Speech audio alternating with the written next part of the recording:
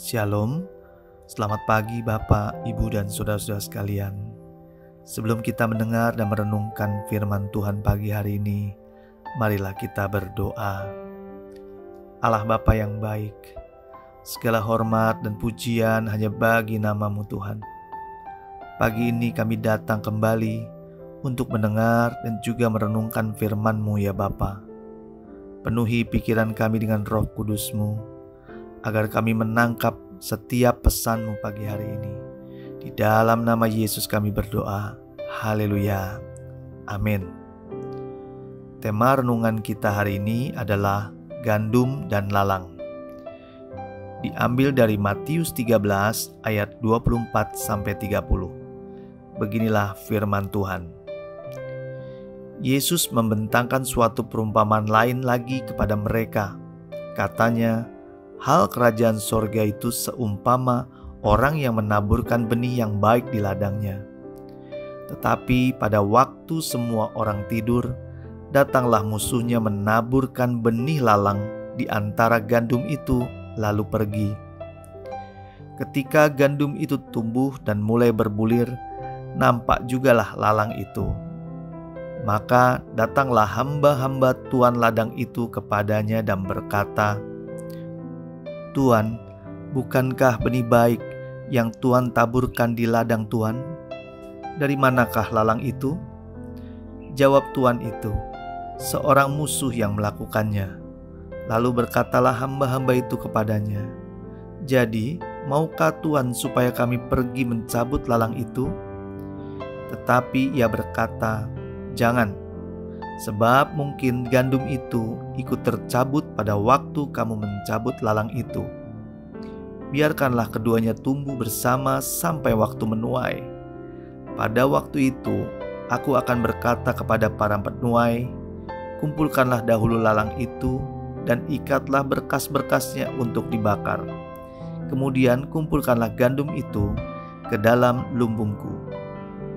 Saudara yang dikasihi Tuhan, pada waktu masih muda, tanaman gandum dan lalang sulit dibedakan. Setelah mulai dewasa, mulai terlihat perbedaannya. Bulir muncul pada gandum, sedangkan lalang tidak ada bulirnya. Makanya, hamba tuan ladang baru mengetahuinya dan melaporkan kepada pemilik ladang bahwa ada lalang di ladangnya. Dan para pekerja menawarkan diri untuk mencabutnya. Tetapi pemilik ladang melarang mencabut lalang tersebut karena khawatir gandum juga akan tercabut. Karena akar gandum dan lalang bisa saja saling kait-mengait di bawah tanah. Gandum diilustrasikan ada orang-orang Kristen sejati yang hidupnya menghasilkan buah. Sedangkan lalang adalah Kristen palsu yang terlihat asli tapi tidak ada buahnya. Banyak orang mengaku Kristen namun palsu, hanya punya agama Kristen saja. Kristen tanpa pertobatan, Kristen malas ke gereja, Kristen malas beribadah, malas baca Alkitab, malas berdoa. Kristen tidak mau berkorban untuk pekerjaan Tuhan. Itulah Kristen palsu, itulah lalang. Saudara yang dikasihi Tuhan, melalui perumpamaan ini kita bisa mengetahui apakah hidup kita mau menjadi gandum atau hanya menjadi lalang.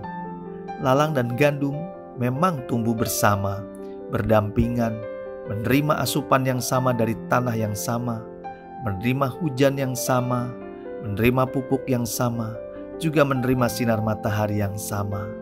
Tetapi gandum memiliki buah pertobatan dan buah jiwa-jiwa. Jika kita ingin menjadi gandum, maka sebelum kita dipanggil oleh Tuhan, kita wajib memiliki buah yang muncul dan terlihat dari hidup kita, yaitu buah pertobatan dan juga buah jiwa-jiwa. Saya ingatkan lagi, kita tidak cukup hanya bertobat, tetapi harus berbuah jiwa-jiwa. Mari kita pastikan hidup kita semakin hari semakin benar di hadapan Tuhan. Dan jangan lupa untuk membawa jiwa-jiwa untuk mengenal Tuhan. Pada prinsipnya, jika kita bertobat dan pertobatan itu terlihat, dan terasa oleh orang-orang di sekitar kita, pasti kita akan mudah untuk menjangkau jiwa-jiwa bagi kemuliaan Tuhan. Jangan sampai kita puas hanya bertobat dan melayani, tapi tidak menghasilkan buah jiwa-jiwa.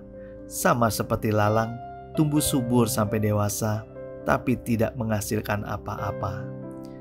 Ingat, semua pemilik ladang hanya ingin hasil yang baik.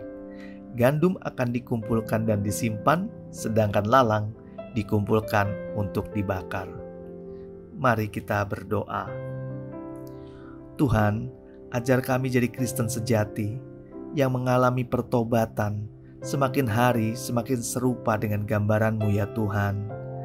Dan juga berikan kami keberanian mengabarkan Injil agar ada buah jiwa-jiwa juga yang ada dalam hidup kami.